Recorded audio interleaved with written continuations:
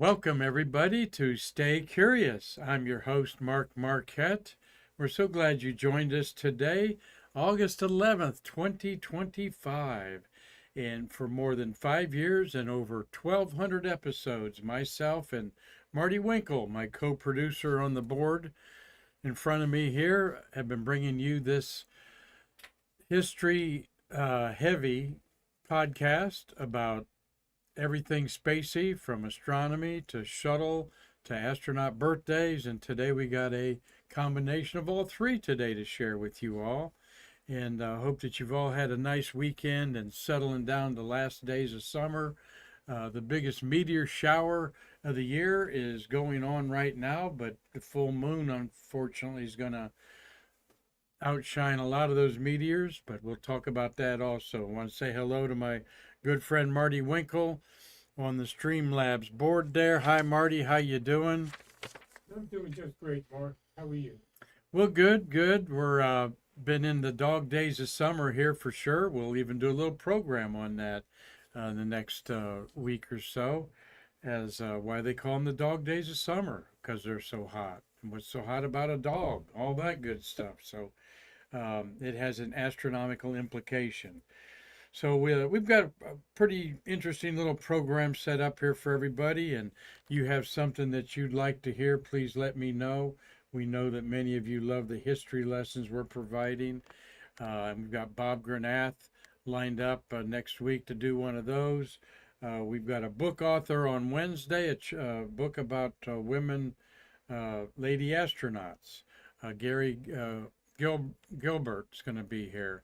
And Thursday, we're going to have once a month on the second Thursday of the month, our good friend and Carlton Bailey. I'm going, what's my good friend's name? CB. Carlton Bailey. We're going to have him on to talk about some of the launches that he's covered over the years, manned and unmanned, some of the anecdotes that he may have each month. And I will kind of feature STS. One of the shuttles of the month of August he covered from launch to landing. So be good to have Carlton Bailey on here, photographed over 700 launches. So that's what's coming up. But let's kick off today's Stay Curious with this beautiful image painted by our partner and artist friend, Chris Calley.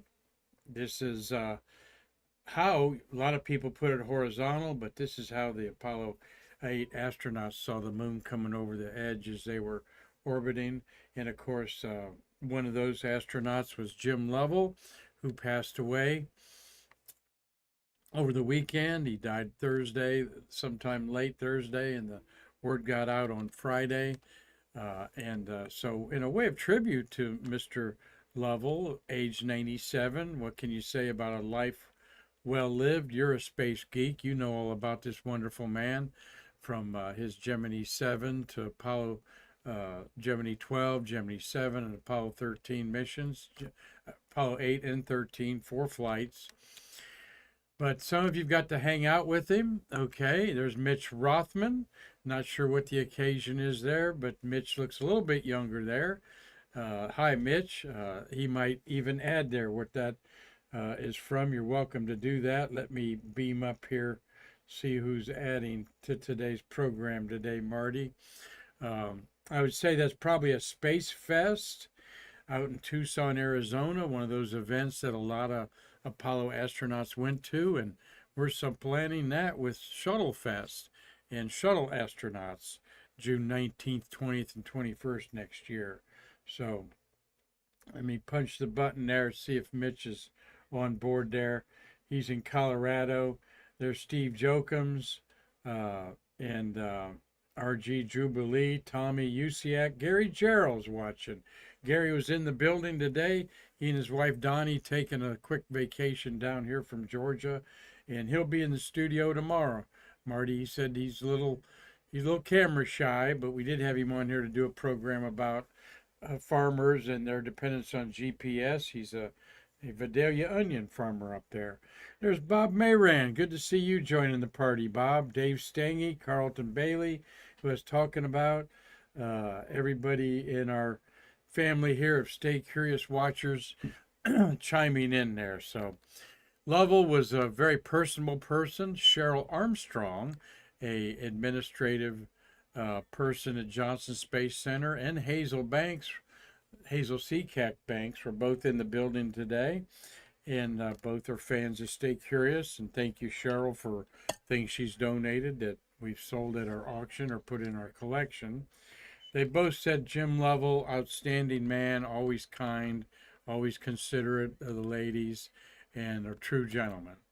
And there he is with Chris Callie on the left, and rather woolly Mark Usiak there on the right.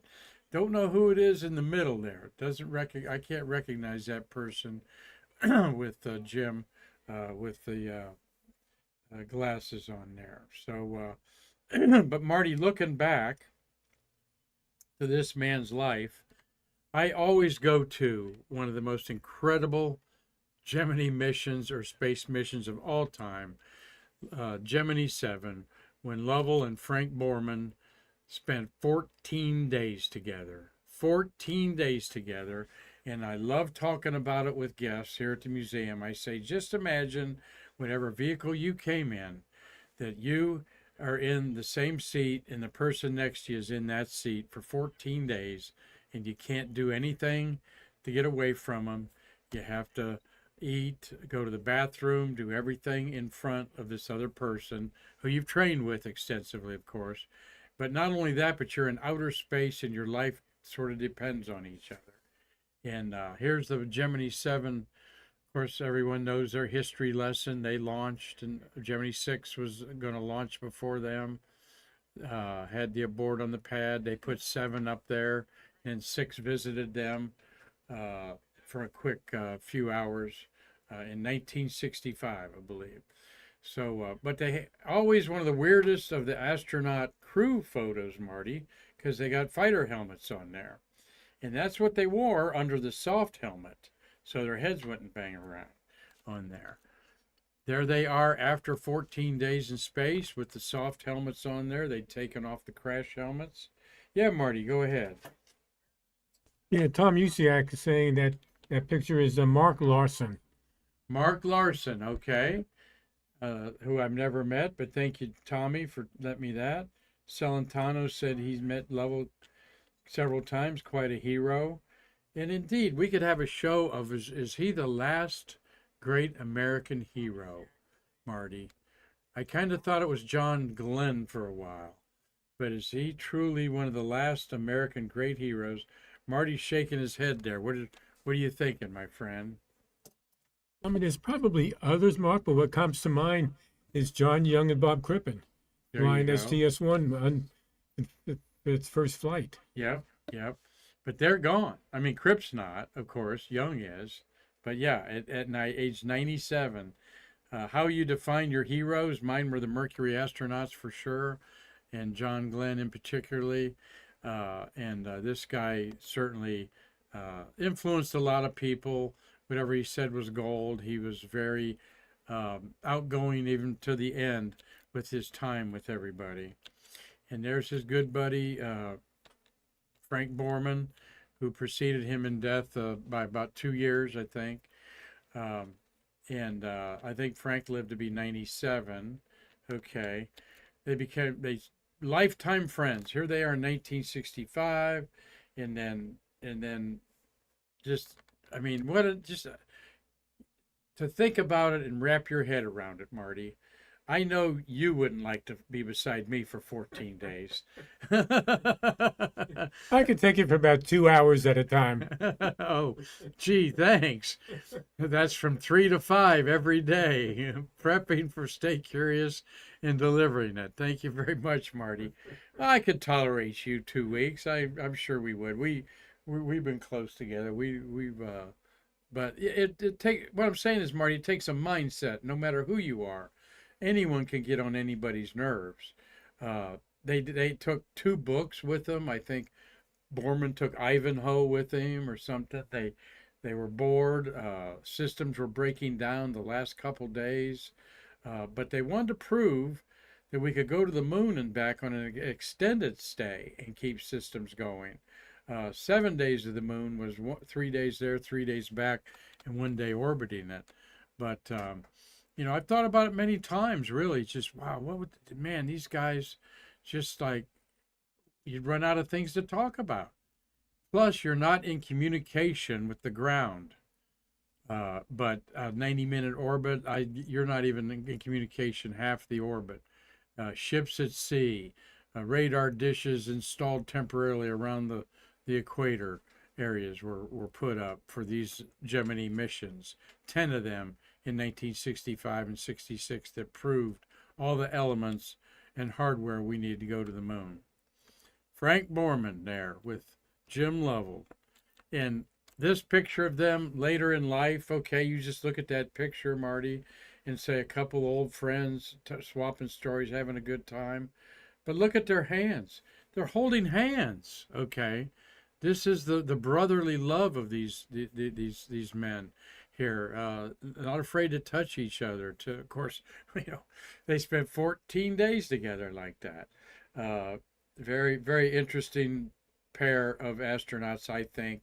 I love the old pictures of them. They go to Oshkosh every year, okay, and sit there, a couple old guys watching airplanes fly by. So what a precious memory that they had together, and now joined together in the afterlife. We have Jim Lovell's handprints in several areas out of Spaceview Park. Here he's in Gemini, all right, and I didn't get out there yet to see that there's probably flowers over at the Apollo Lovell handprints there. But the only place in the world you can put your hands on the great Jim Lovell is at Spaceview Park in Titusville, Florida. So Ad Astra, all of you, I've enjoyed reading on Facebook their memories and so forth, and I thought I would add to that with my favorite Jim Lovell mission, as well as a few of you friends out there who've had the privilege to meet him on there.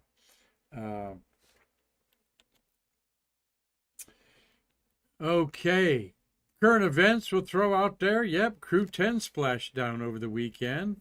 Delayed a couple days because of high winds at the Pacific Ocean area near San Diego, where they came down. The landing sites for the Crew Dragon of SpaceX has now been moved to Los Angeles or San Diego, or the West Coast over there, as Hawthorne, California is the manufacturing hub of the whole thing up there. And glad that they're safe. Anne McClain on the right, completing her second trip to space.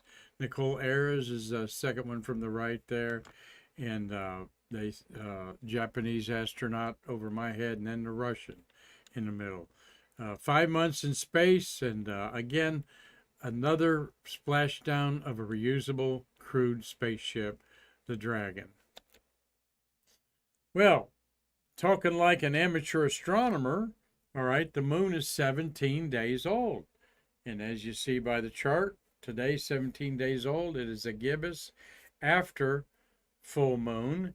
So it's going to be in the sky rising after sunset by about, a couple hours after sunset. Each day, the moon rises 50 minutes later than the previous day, a little under an hour. That's how you figure that out. The moon's moving 2,000 miles an hour to the east, and the Earth is only moving 1,000 miles an hour east. So it orbits and laps us every 29 and a half days.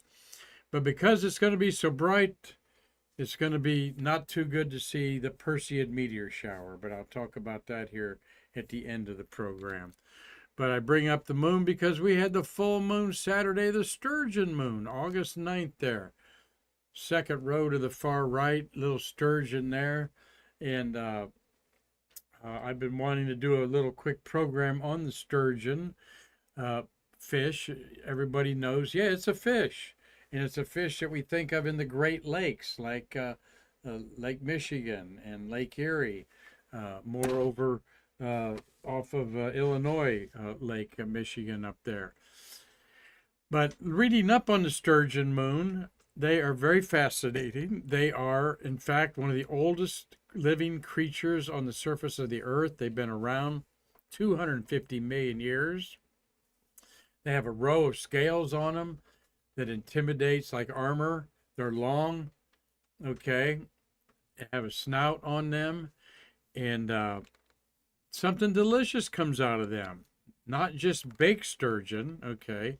There's 17 kinds of sturgeon around the world, and one of them in uh, in the Atlantic Ocean can get up to 10 feet long. They're a big fish, and they also live very old, like 80 years. Typical sturgeon can live 50 years old and up to 85 maybe. And I've never eaten sturgeon to my knowledge, but there's a couple dishes of baked sturgeon. Some of it is illegal to catch. There's a season, a period of just a week or so where you're allowed to catch sturgeon out of the lakes up there. But something that you all may or may not enjoy also comes from sturgeon. And again, I'm tying in the sturgeon moon that we just had in our sky, and that is caviar comes from sturgeon. And there's some good old $7 black lumpfish caviar, okay? But a lot of caviar comes from sturgeon, including the most expensive caviar. Do you like caviar, Marty? Nope. No. Sure don't. Surprise, surprise. I like it. Salty, but I like it on some crackers and whatnot. Actually do. It's a nice little taste on the palate for other foods. But if you're really into sturgeon, the best sturgeon caviar, if you're really into caviar, the best sturgeon caviar is in the Black Sea, Marty. And purebred beluga caviar, $21,480 for this little tin of caviar. How many do you want? I think I'll skip it, Mark. You're the one that likes it. Yeah, I do, but not that much. Boy, and when I pulled this up, I was very careful not to hit the add to cart, okay, because I didn't want to try to get out of that mess in there. But can you believe it?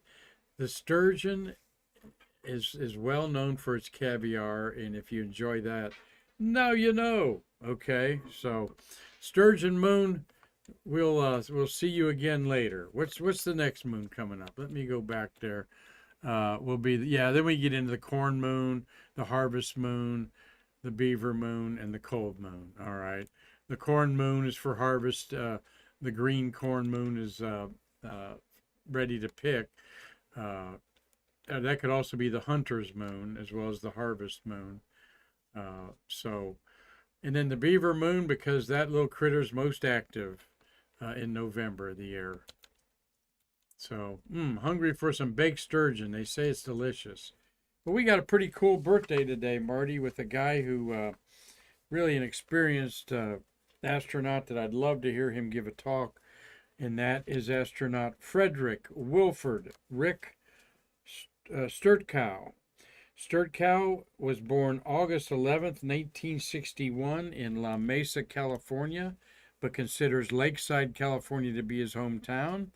He is 64 years old today, a retired United States Marine Corps officer, hoorah, 4 trips to space on a shuttle, twice as a pilot, twice as a commander, for 51 days. And he currently, I think, he was working for a while as the commercial spacecraft pilot for Virgin Galactic. And he'd been to space 3 times on the Virgin Galactic. And I'm getting here something to show you all out of our gallery. There we go. I'll put Sturco up there. There he is, as I'm talking away there. Became an astronaut in 1995. He's called Rick with the nickname CJ. Okay. There's another picture of him. CJ comes from Caustic Jr., which was given to him as a young Marine because he resembled a squadron commander who was appropriately called Caustic. So he became Caustic Jr. Now that'd be a moniker to live up to. Your squadron commander as a young Marine, and you look like him. Grossmont High School, La Mesa, California. California Polytech in science degree in engineering. He went to FIT in 2000, got a mechanical engineering at Florida Institute of Technology. Pilot of 88, the first International Space Station Assembly mission, 105, which we're going to talk about here in a minute. And then he commanded 117, and 128. So he's one of 3 people to visit the International Space Station 4 times, I believe, and each time was a hard hat mission up there. And there he is in his Virgin Galactic pose there, where he flew the suborbital winged spacecraft that they have that we've not heard too much about. All right, he did 3 of those in the Spaceship 2 Unity. Okay, but it hasn't flown for a while. Okay, in there. So Sturt Cow in our shuttles of the month of August. Happy birthday to you, CJ Rick. Hope you have a great 64th birthday. That Medicare supplements, pitches are filling your mailbox left and right. And so you're lucky to be old enough to get that. Shuttles of August, 9 launches, and Stutko was on 2 of them. All right. We're going to talk about 105 in the middle, launched yesterday in space history. And right above me here, 128, the one that he was the commander of. All right. All 5 orbiters flew in the month of August, but 4 of them flew once, and Discovery flew 5 times. That's an interesting anomaly. OV-102 Columbia and OV-99 Challenger, Atlantis and Endeavour, all one time.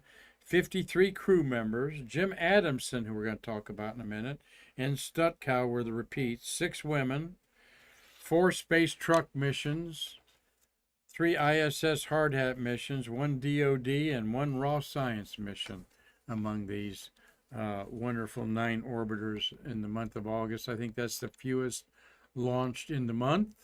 All right. We've got 2 on the 30th there, and 27th and 28th. I might think those might have been pushed back a little bit by the weather. And thank you, Steve Jokums, on his Lake County Spaceport Facebook page. He is presenting, Marty, another Shuttle of the month of August, brought to you in cooperation with the American Space Museum and Space Walk of Fame in Titusville, Florida. Thank you, Steve, for doing this.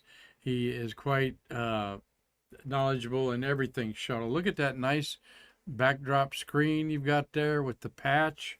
And let's look at what the patch means here. Steve, thanks a lot, buddy, for doing that. His Space County Spaceport, all right, in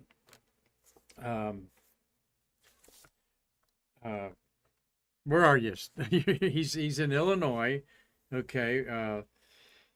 He does decal for shuttles and other models. If you want to put a accurate looking thermal protection system on the bottom of your shuttle, Steve's got the one decal to make it look just right. And we those of you at Shuttle Fest have met Steve before, and we appreciate his support in so many ways, and this is another one. Well, the patch of 105 symbolizes the exchange of Expedition 2 and 3 crews aboard the ISS. 3 gold stars near the ascending orbiter represent the U.S. commanded Expedition 3 crew as they journey into space. The 2 gold stars near the descending orbiter represent the Russian commanded Expedition 2 crew in their return to Earth. I like that. The orbiter plumes represent U.S. and Russian flags and symbolize the close cooperation between the countries. The close cooperation between the countries off Earth, but we can't say that on the Earth. The astronaut office symbol depicts the unbroken link between Earth and the newest, brightest star on the horizon, the International Space Station. The orbiters form a circle, representing the crew rotation and our continuous presence in space aboard the ISS. Names of the Discovery crew members are on the border, and the names of the Expedition 2 and 3 crews are on the chevron at the bottom. Launched at 2:22 p.m. on August 10th at 5:10. August 10th at 5:10 was the launch, and 22 2001. 2000, and it landed 12 days later at Kennedy Space Center. Took up the Leonardo segment up there. There's the crews that were exchanged. The STS crew is in the center there, and crew 2 on the left and crew 3 on the right. All right, that included Frank Culbertson and 2 Russians in the middle. All right, and we had 2 Americans up there and brought them back, Voss and Susan Helms. And now Culbertson there in the middle, this was launched in August 2001, Marty, August 10th, 2001. So exactly 1 month later, on September 11th, 2001, Mr. Culbertson was looking out his window at the burning towers in Manhattan as America was attacked. So this sets up a really important moment in history. I love that patch. That's one of my favorite patches, Marty. Just says America all over it, and just one of my favorite patches. What else can I say? So, and here is the International Space Station 24 years ago in 2011. Just a small part of what it was to become. Now, also in our museum here, and also I want the segments that are leaking are right there. How can I do my finger like that? There we go, like that. There. This is the Zvezda and Zarya connected, and the American section Unity is this one right there. All right. And then everything came off of that. Over in our, when it landed on August 22nd, let me put that image up here. I put it on my phone here. Put that in front. This is our view in our shuttle gallery. Looking over to Shuttle there, and that's one of the wheels on the front nose gear. All right, with 2 astronauts right underneath there. And I figured out by today's program, I knew this is Rick Stutgow. Okay, there's CJ there with his commander there. Who's the commander of that one? I gotta look that up again.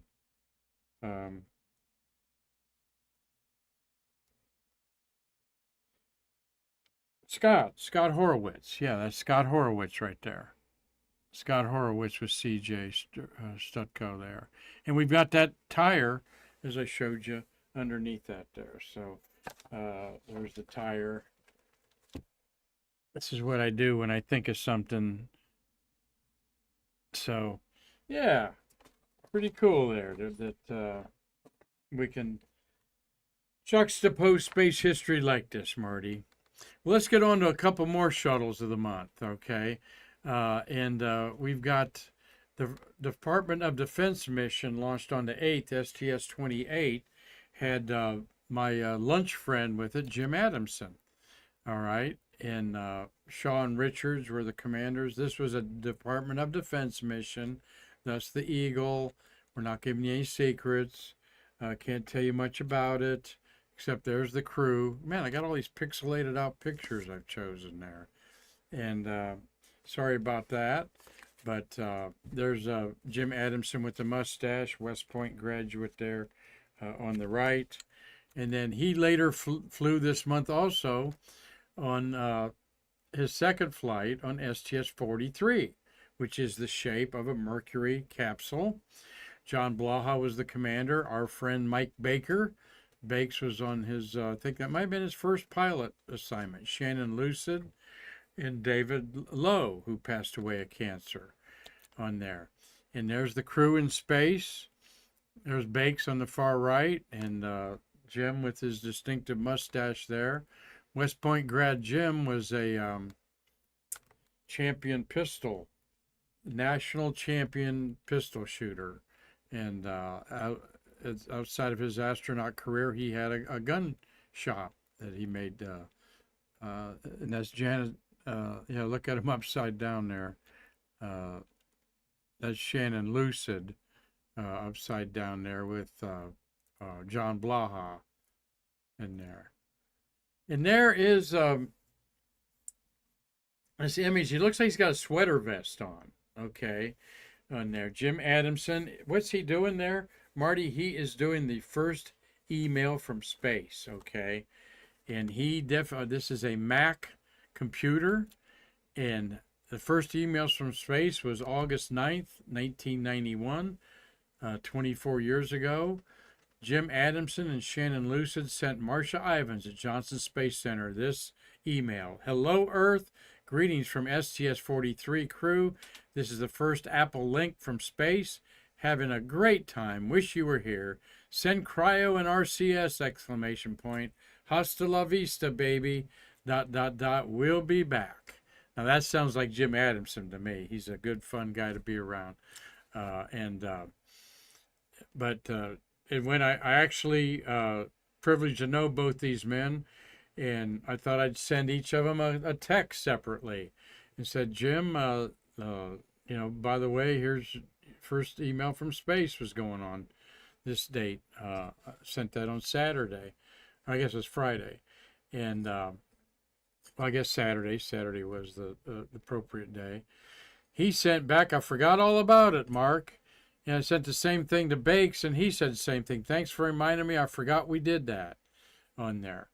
And so astronauts don't, these particular two that I know, they don't wear it on their sleeve that they're astronauts. They enjoy a great life in their retirement and still do a lot of outreach out there. So, but I thought you'd all love to know the first email from space 24 years ago from STS-43 that I nicknamed Richard Petty after the great. It's got the Petty blue on it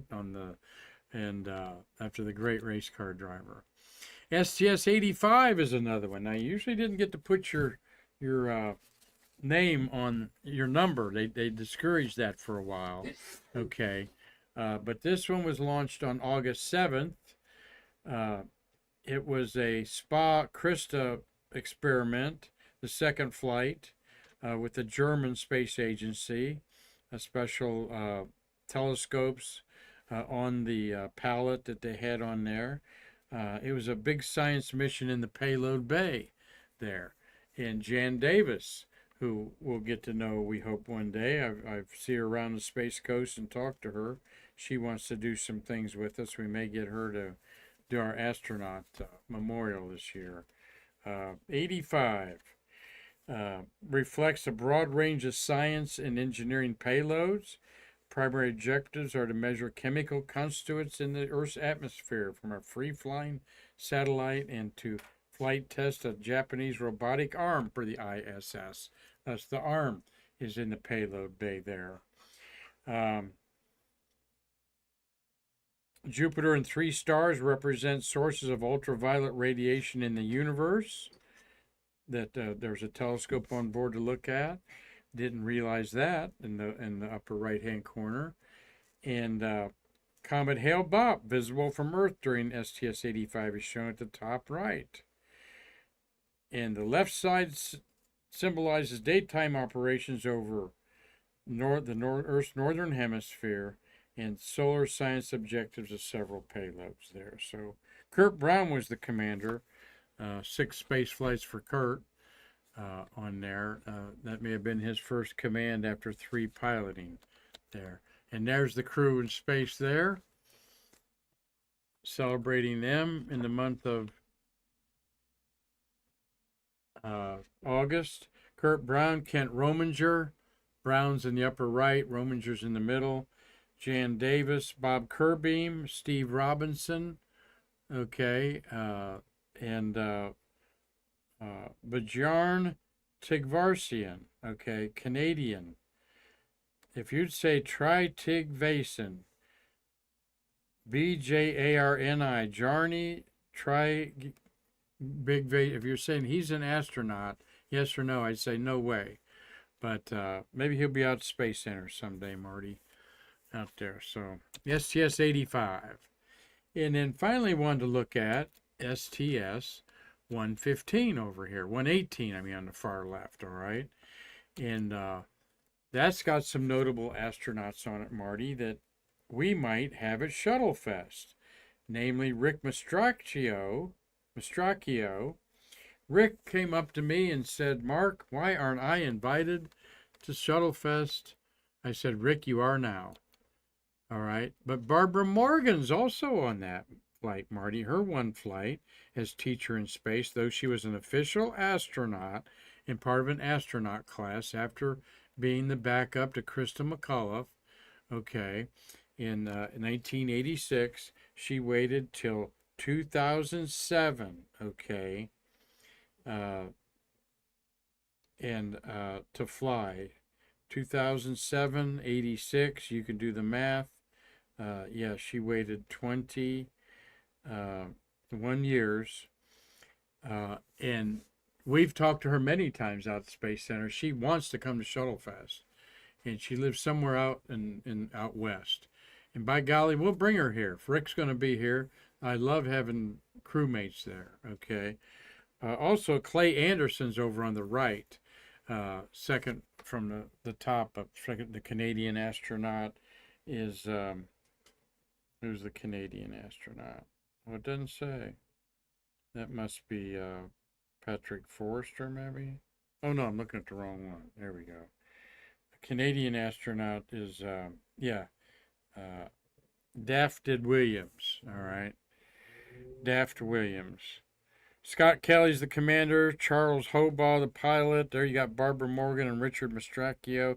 Tracy Caldwell came back from Expedition 70, I think she was on. She waited like 15 years to fly again. And Benjamin Drew in there. So we hope to see you folks, maybe a couple of you at Shuttle Fest one day. They got, yeah, there's 7 there. Hobaugh and Kelly, Mastracchio, Drew, and Daphne. Okay. Yeah, that's Benjamin Drew there. Yeah. There. Okay. Great mission there. Wanted to show you a picture of Barbara Morgan giving a talk out there at the Space Center. She definitely loves giving and talking away there. And here's what the International Space Station looked like. Endeavour docked up there. I love that picture a lot. That's one of my favorite shuttle pictures. The docking hatch. Everybody out of the cabin, through the tunnel, through all this contraption. Let's get into the International Space Station there. The extended arm there that they have to inspect everything there. So a good memory of the American space age in its prime there with launching these shuttles.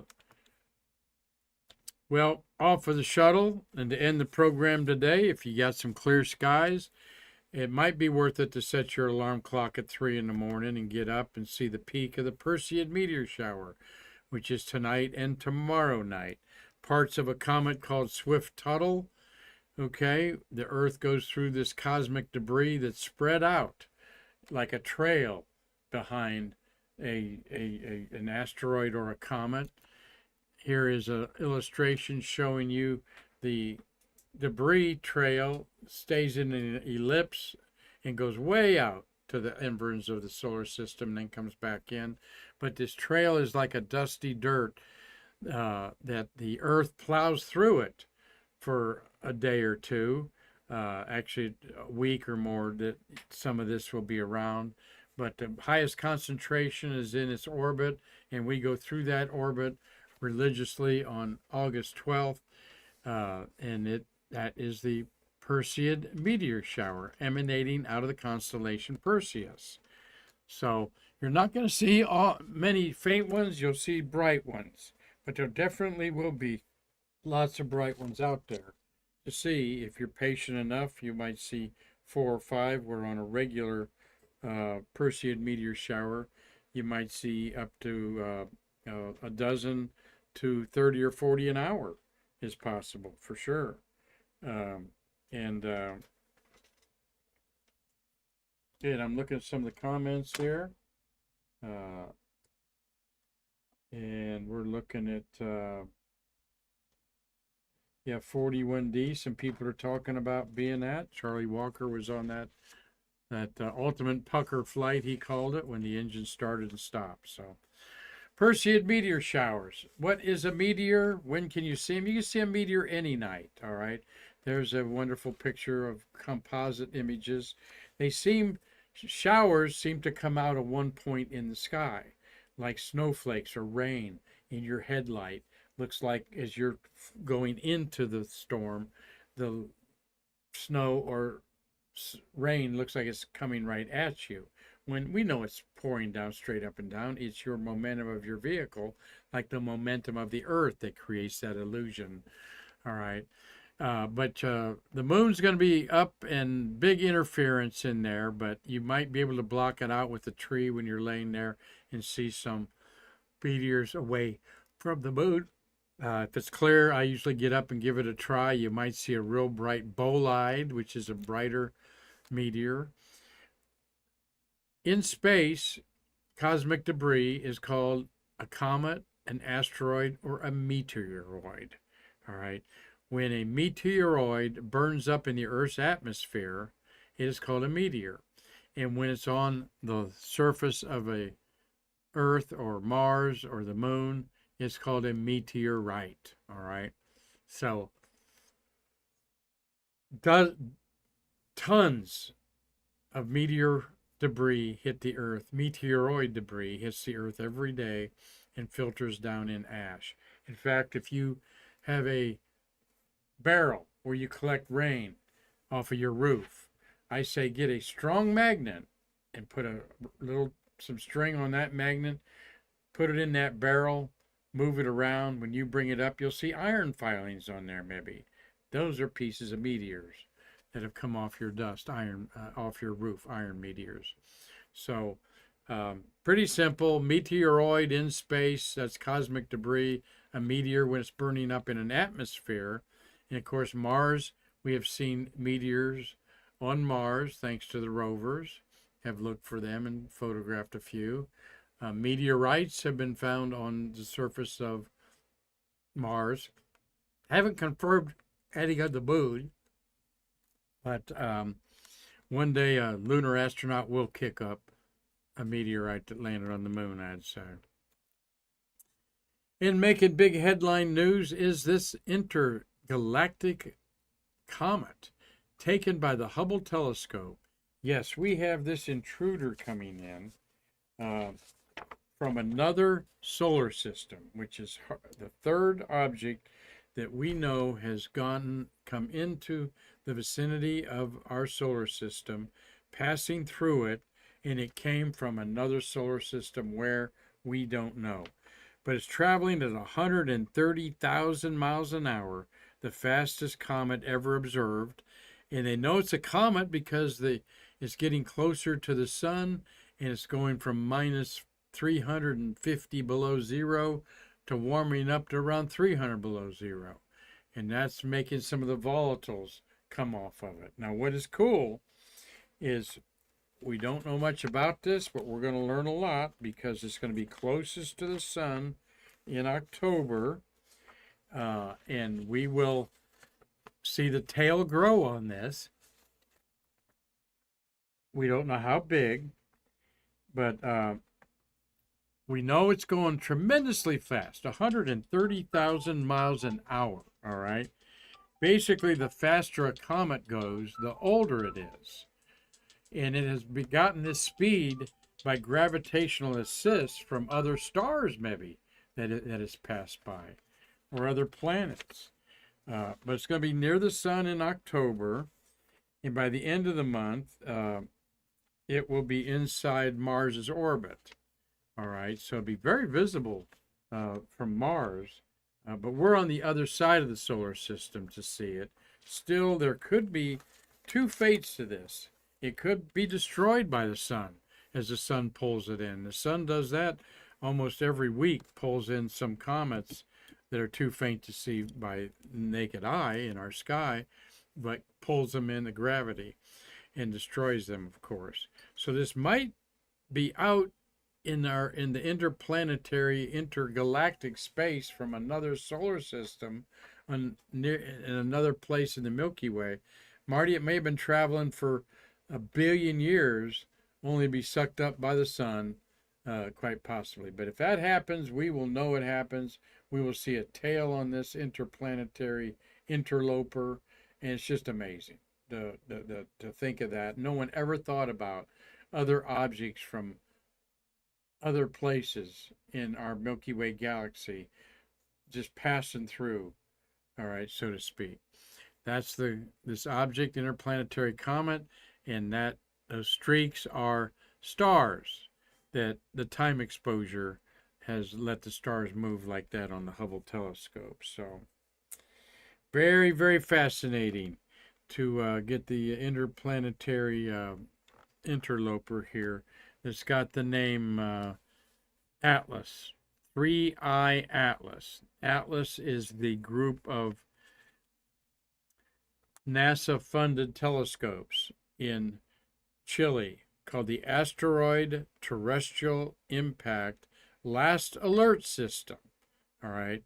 It's an alert system to find objects that could hit the Earth and devastate us. If we would see this thinking it was going to hit the Earth, we would maybe have enough time to put together something that would hit it and deflect it somewhat from away from us. We'd need about 3 months to do that probably, but still nothing's in the wings waiting to do that. We'd have to have a Earth crisis like a big Hollywood movie to do that. So, Asteroid Terrestrial Impact Last Alert System, ATLAS, found this interplanetary comet, and we'll be hearing more about that. Stay curious. Leave you with a bright Perseid meteor. That's the kind you'll see just like that in your night sky. After midnight tonight, the best time is a couple hours before sunrise. Tonight, tomorrow morning sunrise, and Wednesday morning sunrise. That's because the Earth is like, our part of the Earth is facing the sun. We're waiting for sunrise to happen. So this debris is coming at us like the front windshield of the car. All right, in the early evening, we're like looking out the back windshield of the car. So thank you all for watching today. Let me give some hellos out there to Fu Re Do, Osako Joe. Thanks for watching. Elena is there in South Africa. Cliff Watson in Australia. Tom Colbert is up in Scotland, I believe. Ireland. He's Ireland. Thank you. Don't want to start another war there. Ireland. Tom Celentano in Connecticut. Neil 1030. Thank you for watching. Bob Mayran, Carlton Bailey, Steve Jokums. Thank you for your unfailing support of our museum. Check him out on Facebook at Lake County Spaceport on Facebook. RG Jubilee, Dave Stangy, Tom Usiak, and Gary Gerald. Great shank in your hand today. And Doug Forrest. And Dougie Forrest is watching. Thank you, Doug. And big shout out to Connie McDaniel watching today. I'll bet Sharon Rodriguez is watching out at Sands History Museum. If you're local, they're having a big memorabilia show Saturday. I'll put up a slide for that tomorrow to promote it. So until tomorrow, when we'll do some space history, maybe a little astronomy, look around the skies from your backyard and see what's cooking in the space horizon with Artemis and other great private companies doing good things up there. And I know what we're going to talk about tomorrow is all the aluminum melting in our atmosphere from the Starlink satellites coming down. I want to do a little program on that. So stay tuned to that, everybody. Let me get me up there. Thanks for watching. Thank you, Marty, for a great Streamlabs job. And we will rack it up and do it again tomorrow to stay curious. Until then, I'm Mark Marquez saying, I can't wait to see you like I did Gary Gerald today and shook his hand in the museum, all to bridge the space between us.